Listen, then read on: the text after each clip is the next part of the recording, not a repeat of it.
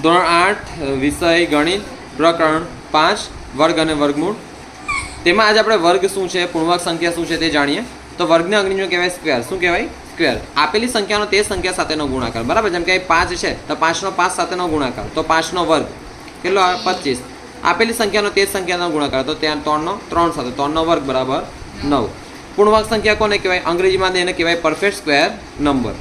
તો આપેલી પૂર્ણાંક સંખ્યા, દેખો આપેલી પૂર્ણાંક સંખ્યાનો ગુણાકાર તે જ સંખ્યા સાથે કરવાથી જે પણ સંખ્યા મળે તેને શું કહેવાય? પૂર્ણાંક સંખ્યા. કઈ સંખ્યા કહેવાય? પૂર્ણ વર્ગ સંખ્યા. આપેલી કઈ સંખ્યા? પૂર્ણાંક સંખ્યા. કઈ સંખ્યા? પૂર્ણાંક સંખ્યાનો ગુણાકાર. જો અહીં એવું કોઈ નહોતું પણ અહીં કઈ સંખ્યા છે? પૂર્ણાંક સંખ્યા. ખબર ને પેલી સંખ્યા યાદ છે ને? પ્રાકૃતિક તો 1 થી ચાલુ થાય, 1 થી અનંત, પૂર્ણ તો 0 થી અનંત, પૂર્ણાંક તો માઇનસ આવે, 0 આવે, પ્લસ આવે. બરાબર ને? ચાલો, તો આપેલી પૂર્ણાંક સંખ્યાનો ગુણાકાર તે સંખ્યા સાથે કરવાથી મળતી સંખ્યાને પૂર્ણાંક સંખ્યા કહેવાય છે. હવે દેખો છોકરાઓ, સિમ્પલ. તો પૂર્ણાંક સંખ્યા મતલબ કે મેં સિમ્પલી અહીં તમને કંઈ પૂર્ણાંક નહોતું કીધું, પણ અહીં એક આપણે પાબંદી લાગી છે. અહીં મેં લખ્યું છે પૂર્ણવર્ગ. બરાબર છે? હવે હું તમને કહું 2.5 ગુણ્યા 2.5 તો 2.5 ના વર્ગ તરીકે લખાય. 2.5 ના વર્ગ તરીકે લખાય તો તમે એનો વર્ગ કરો તો 6.25 આવે. કેટલો આવે? 6.25. તો આ વર્ગ સંખ્યા છે, 6.25 વર્ગ સંખ્યા છે, પણ પૂર્ણાંક સંખ્યા નથી. પૂર્ણાંક સંખ્યા નથી બીકોઝ કે આ કારણ કે દશાંશ સંખ્યા છે. કઈ સંખ્યા છે? દશાંશ. 6.25 છે ને, પૂર્ણાંક સંખ્યા નથી, દશાંશ સંખ્યા છે, 6.25 છે. હવે સિમ્પલી આપણે આગળ વધીએ કે જો આપણે સિમ્પલી આ વર્ગ બધા ના આવડતા, 1 નો વર્ગ 1, 2 નો વર્ગ 4, 3 નો વર્ગ 9, 4 નો વર્ગ 16, 5 નો વર્ગ 25, 6 નો વર્ગ 36, 7 નો વર્ગ 49, 8 નો વર્ગ 64, 9 નો વર્ગ 81, 10 નો વર્ગ 100, તેને 30 લગીના વર્ગ તમારે યાદ રાખવાના છે. મેં ગઈકાલે તમને કીધું બરાબર, 30 લેસન પણ તમને આપેલું. હા, વર્ગનું લખવા મને બતાડજો અત્યારે. તો સિમ્પલી આપણે દેખો, તમે દરેકનો દેખો, દરેક વર્ગનો એકમનો અંક, દરેક વર્ગનો એકમનો અંક, દરેક વર્ગનો એકમનો અંક દેખો 1, 4, 9, 6, 5, 0, 1, 4, 9, 6, 5, 0, 1, 4, 9, 6, 1, 4, 9, 6, 5, 0, 1, 4, 9, 6, 5, 1, 4, 9, 6, 5, 1, 4, 9, 6, 5, 0. ઓકે, તો દરેક પૂર્ણાંક સંખ્યાનો એકમનો કયો આવે છે? 0, 1, 4, 6, 9, 0, 1, 4, 5, 6, 9 આવે છે. 0, 1, 4, 5, 6, 9 આવે છે. અથવા 1, 4, 9, 6, 5, 0. આ યાદ રાખજો.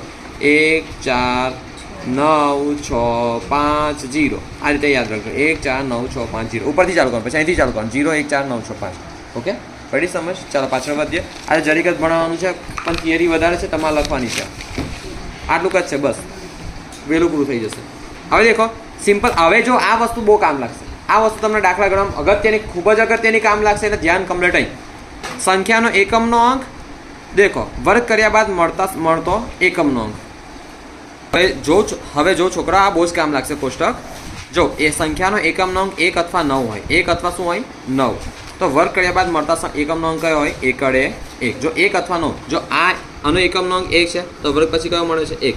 જો પછી 11 નો એકમનો અંક કયો છે? 11 પાછળ કયો છે એકમનો અંક? 1. તો વર્ગ કરવાથી કઈ સંખ્યા મળે છે? 121 પાછળ એકમનો અંક 1. પછી 21 નો એકમનો અંક કેટલો છે? 1. તો વર્ગ કર્યા પછી પાછળ કઈ સંખ્યા મળે છે? 1. કઈ? 1. બરાબર છે. હવે સિમ્પલી 9 એકમનો અંક 9 હોય તો પણ કઈ સંખ્યા મળે? એકમ વર્ગ કર્યા બાદ એકમનો અંક 1 કયો મળે? 1.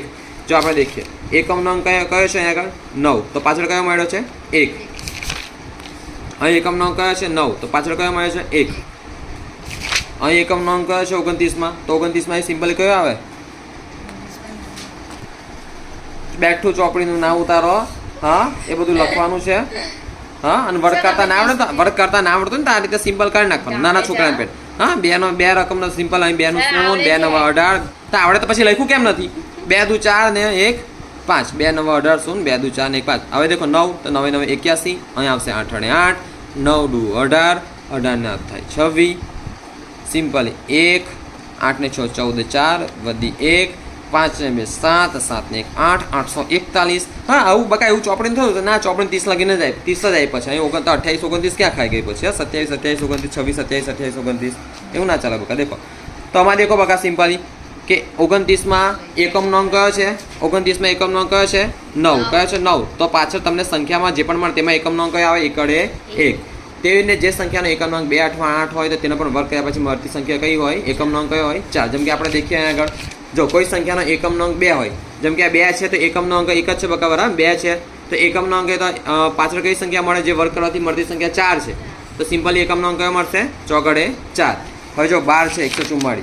તો જો 12 એકડ બગડ 12 એકમનો અંક કયો છે બગડે 2. તો જેનો વર્ગ કહે તો વર્ગ કેટલો થયો 144. હવે 144 માં એકમનો અંક કયો છે 4. આ બધું તમને આવડે ને બકા એકમ દશક 100 ને 1000 ને પછી બધું આવડતું જ હશે બરાબર ને. તો અહીં આ એકમનો અંક કહેવાય બરાબર. તો એકમનો અંક કયો છે 4. પછી 22 નો વર્ગ.